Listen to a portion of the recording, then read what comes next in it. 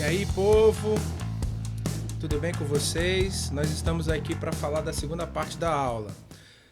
A primeira parte a gente tratou do assunto das conjunturas que percorriam, de certa forma, a independência dos Estados Unidos, os primeiros sintomas, os motivos que levaram a esse conflito militar, envolvendo, por uma parte, as pessoas que defendiam os interesses das 13 colônias, os chamados colonos, e do outro lado, a Inglaterra, que queria impor várias leis extremamente restritivas, e a reação desses colonos foi imediata, gerando um conflito militar entre essas duas frentes. A Inglaterra invade as terras das 13 colônias e vai se envolver numa batalha extremamente sangrenta, muito violenta, porque vai gerar muitas mortes, mas surpreendentemente os colonos vão sair vitoriosos.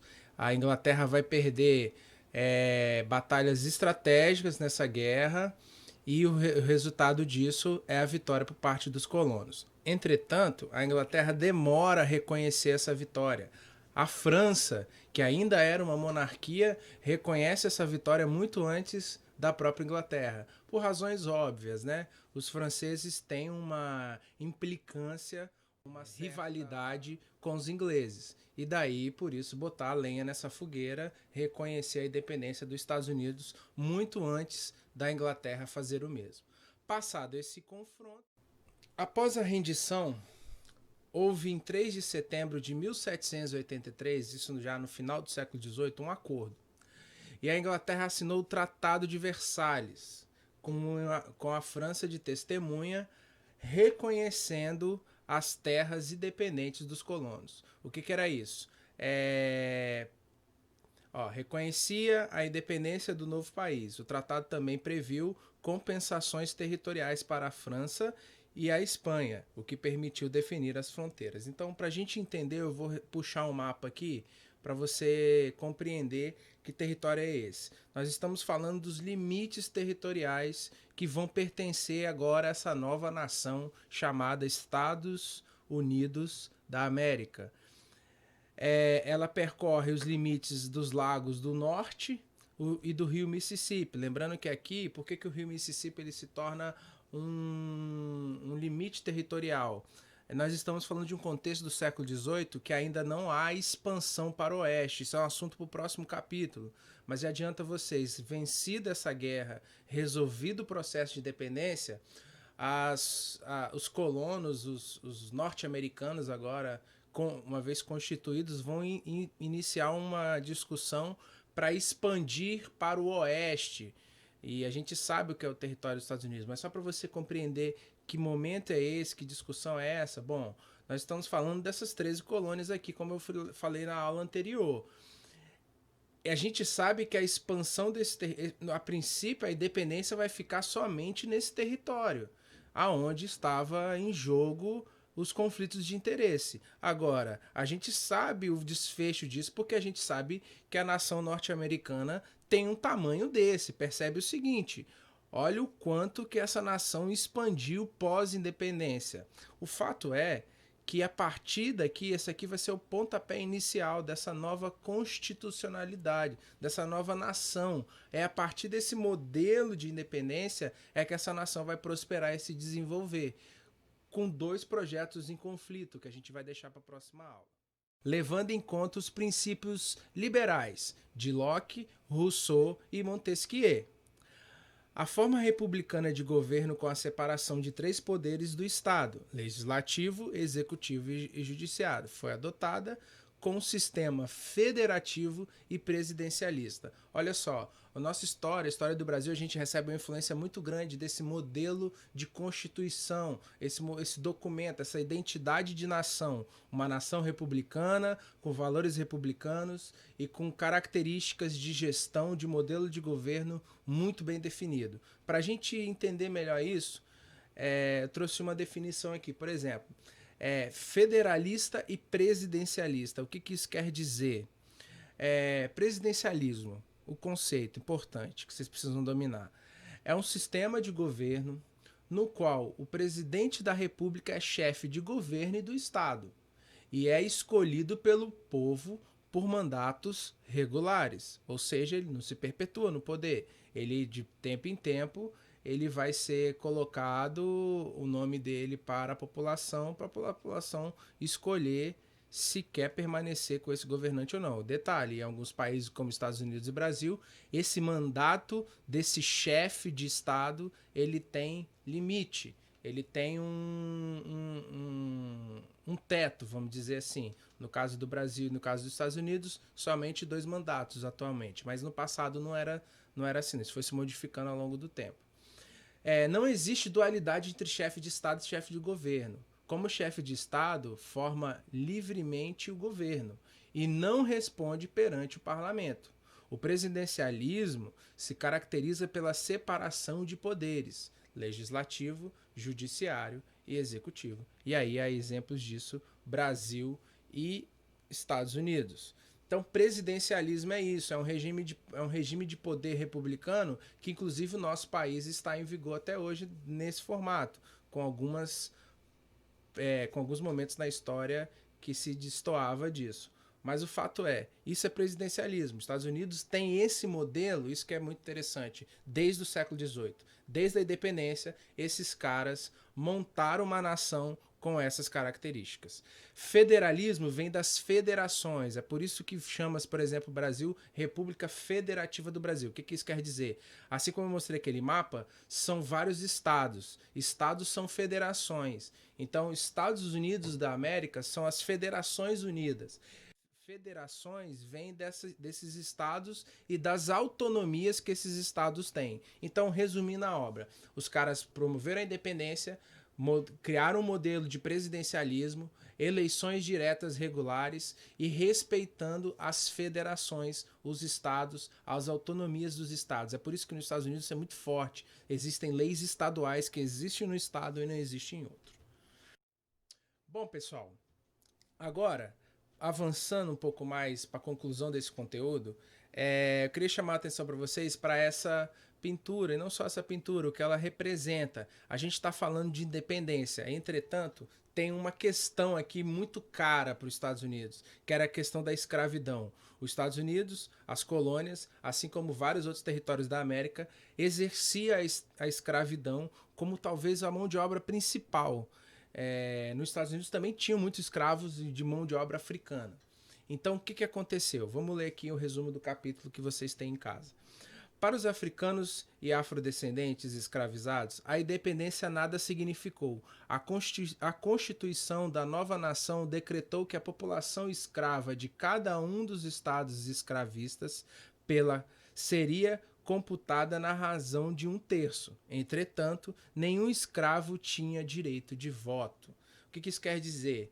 A independência, a luta pelas liberdades, a Constituição, a Carta de Independência dos Estados Unidos é muito bonita. Ela fala dos direitos inalienáveis do ser humano, todo ser humano é livre e tudo mais. Mas isso não entrou na conta dos escravos africanos, em sua grande maioria. O fato é, essa história é muito pesada, porque ela marca depois a Guerra de Sucessão, que foi as rivalidades e as diferenças entre Estados do Norte e Estados do Sul. O fato é, a independência aconteceu, mas para essa turma ela vai demorar quase que mais um século, porque a escravidão continua, contrariado pelos Estados do Norte, mas os Estados do Sul impôs isso e assim ficou. Bom, para os indígenas, a independência representou perdas e afetou seu modo de vida, além da Constituição negar a eles quaisquer direitos de cidadãos. Bom, os indígenas entraram nesse processo. Na expansão a oeste, a questão indígena vai ficar ainda mais latente. Vai haver um certo genocídio indígena até essa coisa se resolver e esses grupos étnicos passarem a compor a Constituição, os direitos e deveres dos cidadãos norte-americanos. Bom, pessoal, resumidamente o capítulo fala disso. Para finalizar, eu vou soltar um vídeo aqui, mas eu peço muito licença e compreensão de vocês, que é só para dar uma descontraída. É um vídeo num formato meio South Park, então não sei se todos conhecem esse desenho, mas é bem na zoeirinha do modelo do desenho, mas ele aborda temas interessantes sobre o processo de independência dos Estados Unidos. faça algumas ressalvas, é exagerado, como toda animação humorística tem todos os seus exageros ali, mas a animação é muito boa, eu convido a todos a assistir. Tudo bem?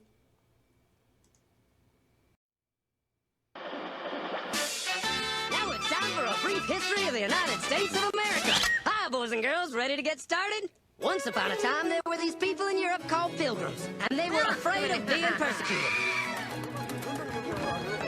So they all got in a boat and sailed to the New World where they wouldn't have to be scared ever again. Oh, I'm so relaxed. I feel so much safer. But as soon as they arrived, they were greeted by savages, and they got scared all over again. So they killed them all.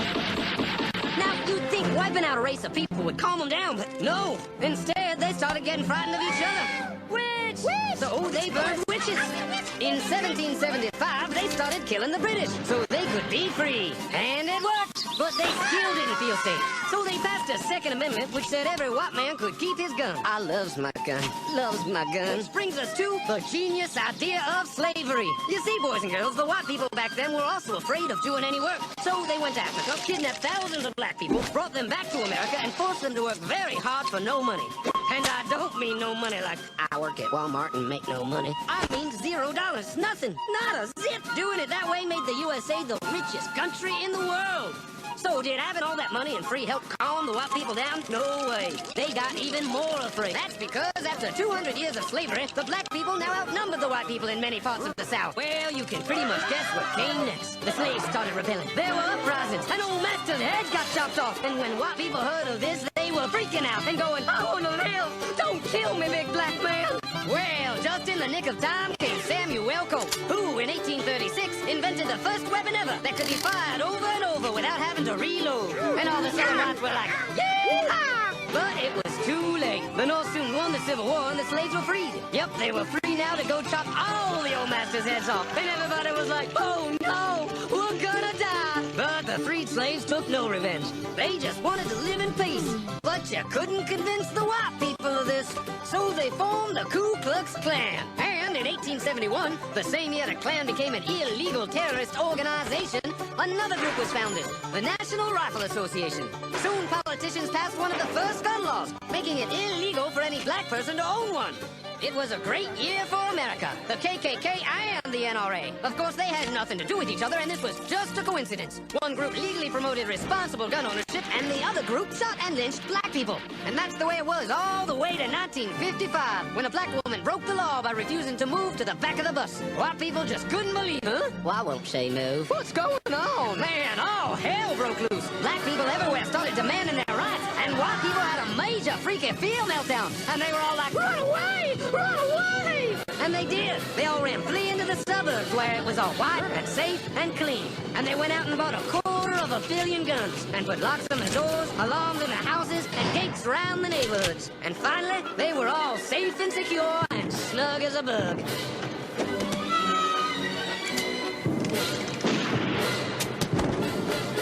And everyone lived happily ever after.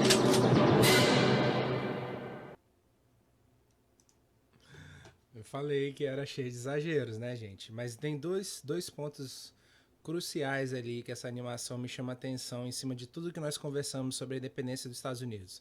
O primeiro é a cultura da arma. É até uma bala de uma arma contando aquela historinha ali. É porque é o seguinte, isso é uma tradição da independência.